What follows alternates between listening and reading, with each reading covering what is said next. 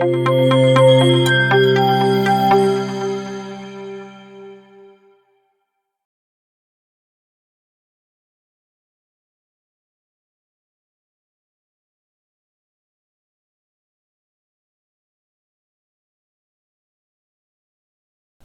ಸ್ನೇಹಿತರೆ, ನಾಯ್ಕ್ಸ್ ಎಜುಕೇಷನ್ ಕನ್ನಡದಲ್ಲಿ ಎಕ್ಸೆಲ್ ಸರಣಿಯ 40ನೇ ವಿಡಿಯೋಗೆ ನಿಮಗೆಲ್ಲ ಹಾರ್ದಿಕ ಸ್ವಾಗತ. ಇವತ್ತಿನ ಈ ವಿಡಿಯೋದಲ್ಲಿ ನಾನು ವಾಟ್ ಇಫ್ ಅನಾಲಿಸಿಸ್ ಯೂಸ್ ಮಾಡಿಕೊಂಡು ಡೇಟಾ ಟೇಬಲ್ ಮಾಡೋದು ಹೇಗೆ ಅನ್ನೋದನ್ನು ಎಕ್ಸ್ಪ್ಲೈನ್ ಮಾಡ್ತಾ ಇದ್ದೀನಿ. ನನ್ನ ಈ ಹಿಂದಿನ ವಿಡಿಯೋ ಅಂದರೆ 39ನೇ ವಿಡಿಯೋದಲ್ಲಿ ಕೂಡ ನಾನು ವಾಟ್ ಇಫ್ ಅನಾಲಿಸಿಸ್ ಯೂಸ್ ಮಾಡಿಕೊಂಡು ಡೇಟಾ ಟೇಬಲ್ ಮಾಡೋದು ಹೇಗೆ ಅನ್ನೋದನ್ನು ಎಕ್ಸ್ಪ್ಲೈನ್ ಮಾಡಿದ್ದೆ. ಇದು ಅದರ ಮುಂದುವರಿದ ಭಾಗ ಅಂದರೆ ಪಾರ್ಟ್ 2. ಇದರಲ್ಲಿ ನಾನು 2 ವೇರಿಯೇಬಲ್ ಡೇಟಾ ಟೇಬಲನ್ನು ಹೇಗೆ ಕ್ಯಾಲ್ಕುಲೇಟ್ ಮಾಡೋದು ಅನ್ನೋದನ್ನು ಹೇಳಿಕೊಡ್ತಾ ಇದ್ದೀನಿ.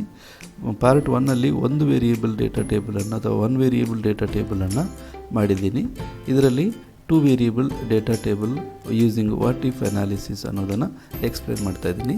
ಇದರಲ್ಲಿ 2 ವೇರಿಯೇಬಲ್ ಅಂದರೆ ಏನು ಅಂತಂದರೆ, ಕಾಲಮಲ್ಲಿ ಈ ಥರ ಇಲ್ಲಿ ನೋಡಿ, ಕಾಲಮಲ್ಲಿ ಇಂಟ್ರೆಸ್ಟ್ ರೇಟ್ ಇರುತ್ತೆ, ಆಮೇಲೆ ರೋದಲ್ಲಿ ನಂಬರ್ ಆಫ್ EMIs ಅಥವಾ ಎಷ್ಟು ತಿಂಗಳಲ್ಲಿ ಲೋನ್ ರೀಪೇಮೆಂಟ್ ಮಾಡೋದು ಅನ್ನೋದು ಇರುತ್ತೆ. ಸೊ EMI ಒಂದು ವೇರಿಯೇಬಲ್ ಮತ್ತು ಇಂಟ್ರೆಸ್ಟ್ ರೇಟ್ ಇನ್ನೊಂದು ವೇರಿಯೇಬಲ್.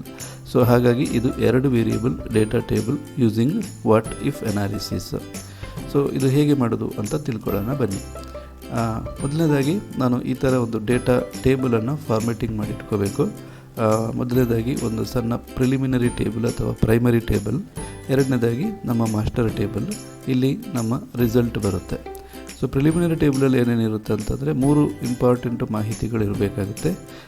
ಒಂದು ವಾರ್ಷಿಕ ಬಡ್ಡಿ ದರ, ರೇಟ್ ಪರ್ ಆ್ಯನಮ್, ಆಮೇಲೆ ಒಂದು ನಂಬರ್ ಆಫ್ EMIs ಅಂದರೆ ನಾವು ಎಷ್ಟು ತಿಂಗಳು ಆಯ್ಕೆ ಮಾಡ್ಕೊಂಡಿದ್ದೀವಿ ಅಂತ ರೀಪೇಮೆಂಟ್ ಮಾಡಲಿಕ್ಕೆ, ಆಮೇಲೆ ಲೋನ್ ಅಮೌಂಟ್ ಎಷ್ಟು ಅನ್ನುವಂಥದ್ದು. ಸೊ ಇದೆಲ್ಲ ಒಂದು ಡಮ್ಮಿ ನಂಬರ್ಗಳು. ಎರಡನೇ ಟೇಬಲಲ್ಲಿ ಬಂದುಬಿಟ್ಟು ಈ ರೋ ವೈಸಲ್ಲಿ ಇಂಟ್ರೆಸ್ಟ್ ರೇಟ್ ಇರಬೇಕು, EMIಗಳಿರಬೇಕು. ಇಲ್ಲಿ ನೋಡಿ 120 ಅಂತ ನಾನು ಸ್ಟಾರ್ಟ್ ಮಾಡಿದ್ದೀನಿ. 120 ಅಂದರೆ 10 ವರ್ಷ, ವರ್ಷಕ್ಕೆ 12 ತಿಂಗಳು. ಸೊ 120 ವರ್ಷ, 120 EMI ಅಂದರೆ 120 ತಿಂಗಳು ಅಂತಂದರೆ 10 ವರ್ಷ, 10, 15, 20 ಹಾಗೆಯೇ 40 ವರ್ಷ ಗರಿಷ್ಠವಾಗಿ. ಆಮೇಲೆ ಇಲ್ಲಿ ಕಾಲಮ್ ವೈಸಲ್ಲಿ ನಾನು 8% ಸ್ಟಾರ್ಟ್ ಮಾಡಿದ್ದೀನಿ. ಆಮೇಲೆ ಪ್ರತಿ ಸೆಲ್ಲಲ್ಲಿ 0.5% ಆ್ಯಡ್ ಮಾಡ್ತಾ ಹೋಗಿದ್ದೀನಿ ಅಪ್ ಟು 14%. ಸೊ ಇದು ಒಂದು ಫಾರ್ಮ್ಯಾಟಿಂಗ್ ಮಾಡ್ಕೋಬೇಕು ಮೊದಲನೇದಾಗಿ. ಇಂಟ್ರೆಸ್ಟ್ ರೇಟು, ಆಮೇಲೆ ಇಲ್ಲೊಂದು ಇಂಪಾರ್ಟೆಂಟ್ ಸೆಲ್ ಇದೆ ನೋಡಿ, ಇದು ಬ್ಲೂ ಕಲರ್ ಸೆಲ್. ಇದನ್ನು ನಾವು ಕೀ ಅಂತ ಹೇಳ್ಬೋದು, ಕೀ ಸೆಲ್.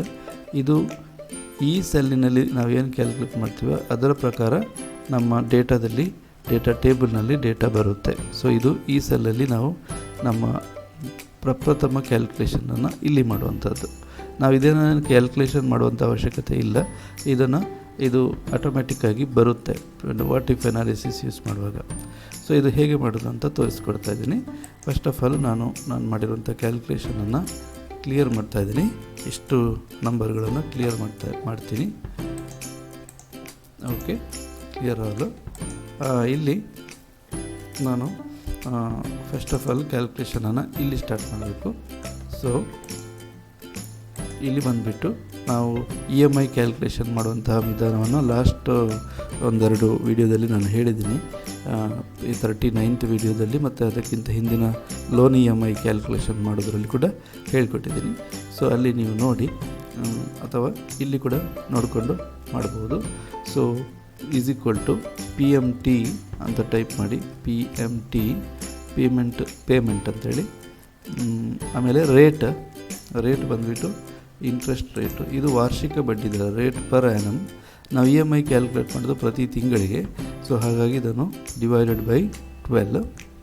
ಆಮೇಲೆ ನಂಬರ್ ಆಫ್ ಪೀರಿಯಡ್ಸ್, NPR, ಅಂದರೆ ನಾವು ಯಾವ EMI ಆಪ್ಷನನ್ನು ತಗೊಂಡಿದ್ದೀವಿ. 300 EMIಗಳು ಅಂತಂದರೆ ಎಷ್ಟು ವರ್ಷ ಆಗುತ್ತೆ? 300 ಡಿವೈಡೆಡ್ ಬೈ 25 ವರ್ಷಕ್ಕೆ 300 EMIಗಳು ಬರುತ್ತೆ. ಸೊ PV ಬಂದುಬಿಟ್ಟು ನಮ್ಮ ಲೋನ್ ಅಮೌಂಟು, ಅದಕ್ಕೆ ಮೈನಸ್ ಚಿಹ್ನೆ ಹಾಕ್ಕೊಂಡು ಆಮೇಲೆ ಲೋನ್ ಅಮೌಂಟ್ ಇರುವಂಥ ಸೆಲ್ಲನ್ನು ಸೆಲೆಕ್ಟ್ ಮಾಡಿ, ಆಮೇಲೆ ಟೈಪ್ 0 ಹಾಕಿ ಇಲ್ಲಿಗೆ ನಿಮ್ಮ ಫಾರ್ಮುಲಾ ಮುಗಿಯುತ್ತೆ. ಸೊ ಇದು ಪೇಮೆಂಟು, ಇಲ್ಲಿ ಎಂಟರ್ ಕೊಡಿ.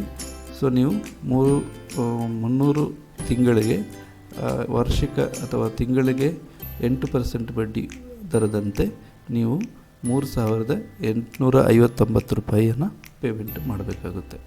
ಸೊ ಇದು ಒಂದು ಫಸ್ಟ್ ಅಥವಾ ಬೇಸಿಕ್ ಕ್ಯಾಲ್ಕುಲೇಷನ್. ಈಗ ನಾವು ಈ ಸೆಲ್ಲನ್ನು ಇನ್ಕ್ಲೂಡ್ ಮಾಡಿಕೊಂಡು ನಮ್ಮ ಟೇಬಲನ್ನು ಸೆಲೆಕ್ಟ್ ಮಾಡ್ಕೊಳ್ಳೋಣ. ಓಕೆ, ಸೆಲೆಕ್ಟ್ ಮಾಡಿ ಆಯಿತು. ಈಗ ಡೇಟಾ ಟ್ಯಾಬ್ನಲ್ಲಿ ವಾಟ್ ಇಫ್ ಅನಾಲಿಸಿಸ್ ಹೋಗಿ ಡೇಟಾ ಟೇಬಲನ್ನು ಸೆಲೆಕ್ಟ್ ಮಾಡಿ 2 ಆಪ್ಷನ್ಗಳನ್ನು ನೀವು ಕೊಡಬೇಕಾಗುತ್ತೆ. ಸೊ ಇಲ್ಲಿ ರೋ ಇನ್ಪುಟ್ ಸೆಲ್ ಅಂದರೆ ನಮ್ಮ ರೋದಲ್ಲಿ ಏನಿದೆ, ರೋದಲ್ಲಿ EMIಗಳಿದ್ದಾವೆ, ಅಂದರೆ ನಂಬರ್ ಆಫ್ ಪೀರಿಯಡ್ಸ್, ಎಷ್ಟು EMIಗಳು ಅನ್ನುವಂಥದ್ದು ಇಲ್ಲಿದೆ. ಸೊ ಅದು ಚೇಂಜ್ ಆಗ್ತಾ ಹೋಗಬೇಕು ಅಲ್ವಾ. ಸೊ ನಮ್ಮ ಒರಿಜಿನಲ್ ಟೇಬಲಲ್ಲಿ EMI ಸೆಲ್ ಎಲ್ಲಿದೆ, ಇಲ್ಲಿದೆ. ಸೊ E2 ಅನ್ನು ಸೆಲೆಕ್ಟ್ ಮಾಡ್ಕೋಬೇಕು. ಇನ್ನು ಕಾಲಮ್ ಇನ್ಪುಟ್ ಸೆಲ್ಲಲ್ಲಿ ಅಂದರೆ ಇಲ್ಲಿ ಏನಿದೆ, ಇಂಟ್ರೆಸ್ಟ್ ರೇಟ್ ಇದೆ. ಇಂಟ್ರೆಸ್ಟ್ ರೇಟ್ ಚೇಂಜ್ ಆದಾಗ EMI ಎಷ್ಟು ಬರುತ್ತೆ ಅನ್ನೋದು ನಮಗೆ ಗೊತ್ತಾಗಬೇಕು. ಹಾಗಾಗಿ ಇಂಟ್ರೆಸ್ಟ್ ರೇಟ್ ಇಲ್ಲಿದೆ, ಸೆಲ್ ನಂಬರ್ E1ಅಲ್ಲಿದೆ. ಸೊ ಈ 2 ಸೆಲ್ಗಳನ್ನು ಚೇಂಜ್ ಮಾಡಿಕೊಂಡು ನಾವು ನಮಗೆ ಕ್ಯಾಲ್ಕುಲೇಷನ್ ಬರಬೇಕು. ಸೊ ನಾನೀಗ ಇಲ್ಲಿ ಓಕೆ ಕೊಡ್ತೀನಿ. ಈಗ ಇಲ್ಲಿ ನೋಡಿ, ಈ ಥರ ಟೇಬಲ್ ಬಂತು. ಇದನ್ನು ನಾವು 2 ಡೆಸಿಮಲ್ ಪಾಯಿಂಟಿಗೆ ಇಳಿಸೋಣ. ಓಕೆ, ಈ ಥರ. ಆಮೇಲೆ ಇದನ್ನು ಆಲ್ ಬಾರ್ಡ್ರ್ ಹಾಕೋಣ. ಈಗ ನೋಡಿ, ನಿಮ್ಮ ಟೇಬಲ್ ತುಂಬ ಚೆಂದ ಆಯಿತು. ಬೇಕಾದರೆ ಇದನ್ನು ಮರ್ಜ್ ಸೆಂಟರ್ಗೂ ಹಾಕ್ಕೊಳ್ಳೋಣ. ಸೊ ಈ ಥರ ನೋಡಿ, ಇಲ್ಲಿ ನೋಡಿ, ಉದಾಹರಣೆಗೆ ನಾನು 11% ನನಗೆ ಬ್ಯಾಂಕ್ ಬಡ್ಡಿ ಚಾರ್ಜ್ ಮಾಡುತ್ತೆ ಅಂದ್ಕೊಂಡ್ರೆ ನಾನು 220 EMIಗಳಲ್ಲಿ ರಿಟರ್ನ್ ಮಾಡ್ತೀನಿ. 220 ಅಂತಂದರೆ 15, 10, 15, 20 ವರ್ಷ. 220 ಅಂತಂದರೆ 240 ಅಂತಂದರೆ 20 ವರ್ಷ. 20 ವರ್ಷದಲ್ಲಿ ಲೋನ್ ರೀಪೇಮೆಂಟ್ ಮಾಡ್ತಾಯಿದ್ದೀನಿ ಅಂತಂದರೆ ನಾನು ಪ್ರತಿ ತಿಂಗಳು 5,160 ರೂಪಾಯಿ EMIಯನ್ನು ಕಟ್ಟಬೇಕಾಗುತ್ತೆ. ಅದೇ ಥರ 8% ಬಡ್ಡಿ ಬೇಕು ಅಂತಂತಂದರೆ 8% ಬಡ್ಡಿ ಚಾರ್ಜ್ ಮಾಡುತ್ತೆ ಅಂತಂತಂದರೆ ನಾನು ಸಪೋಸ್ 300 ತಿಂಗಳಿಗೆ ಚಾರ್ಜ್ ಮಾಡಿದ್ರೆ 3,859, ಅದೇ ನಂಬರ್ ಇಲ್ಲಿ ಸಹ ಬಂದಿದೆ. ಓಕೆ, ಈ ಕ್ಯಾಲ್ಕುಲೇಷನನ್ನು ನೀವು ಚೇಂಜ್ ಮಾಡ್ಕೋಬೋದು. ಉದಾಹರಣೆಗೆ ಇಲ್ಲಿ PMT ಇದರ ಬದಲಾಗಿ ಬೇರೆಯನ್ನು ತಗೋಬೋದು. 8% ಅಲ್ಲದೆ ಬೇರೆ ನಂಬರನ್ನು ತಗೋಬೋದು, ಅಥವಾ ಇಲ್ಲಿ 300 ಅಲ್ಲದಿದ್ದರೆ ಬೇರೆ ಆಪ್ಷನನ್ನು ಆಯ್ಕೆ ಮಾಡ್ಕೋಬೋದು. ಓಕೆ, ಸೊ ಇದು EMI ಕ್ಯಾಲ್ಕುಲೇಷನ್ ಮಾಡುವಂತಹ EMIಯನ್ನು ತಿಳ್ಕೊಬೋದು ನಮಗೆ ಇನ್ ಅಡ್ವಾನ್ಸ್ ಆಗಿ.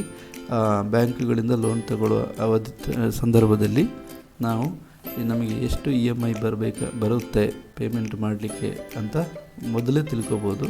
ಅದರಂತೆ ನಮ್ಮ ಇನ್ವೆಸ್ಟ್ಮೆಂಟ್ ಅಥವಾ ನಮ್ಮ ಲೋನನ್ನು ಪ್ಲ್ಯಾನ್ ಮಾಡಿಕೊಂಡು ನಾವು ಲೋನನ್ನು ತಗೋಬೋದು. ಸೊ ಇದು ಡೇಟಾ ಟೇಬಲ್ ಯೂಸ್ ಮಾಡಿಕೊಂಡು ಅಥವಾ ವಾಟ್ ಇಫ್ ಅನಾಲಿಸಿಸ್ ಯೂಸ್ ಮಾಡಿಕೊಂಡು ಡೇಟಾ ಟೇಬಲ್ ಹೇಗೆ ಕ್ಯಾಲ್ಕುಲೇಟ್ ಮಾಡೋದು. ಸೊ ಆ ಮುಖಾಂತರ ನಾವು ನಮ್ಮ EMI ಎಷ್ಟು ಬರುತ್ತೆ ಅನ್ನೋದನ್ನು ನಾವು ಬ್ಯಾಂಕಿಗೆ ಹೋಗದೆ ನಾವೇ ಕ್ಯಾಲ್ಕುಲೇಟ್ ಮಾಡಿಕೊಂಡು ತಿಳ್ಕೊಬೋದು. ಆಯಿತಾ? ಸೊ ಈ ವಿಡಿಯೋ ನಿಮಗೆ ತುಂಬಾ ಇಷ್ಟ ಆಗುತ್ತೆ ಅಂತ ಅಂದ್ಕೊಳ್ತೀನಿ. ಈ ವಿಡಿಯೋ ನಿಮಗೆ ಇಷ್ಟ ಆದರೆ ಲೈಕ್ ಮಾಡಿ, ಹಾಗೆಯೇ ನನ್ನ ಈ ಚಾನೆಲನ್ನು ಸಬ್ಸ್ಕ್ರೈಬ್ ಮಾಡಿ ಅಂತ ಕೇಳ್ಕೊಳ್ತಾ ಈ ವಿಡಿಯೋವನ್ನು ಇಲ್ಲಿಗೆ ಮುಗಿಸ್ತಾ ಇದ್ದೀನಿ. ನಮಸ್ಕಾರ.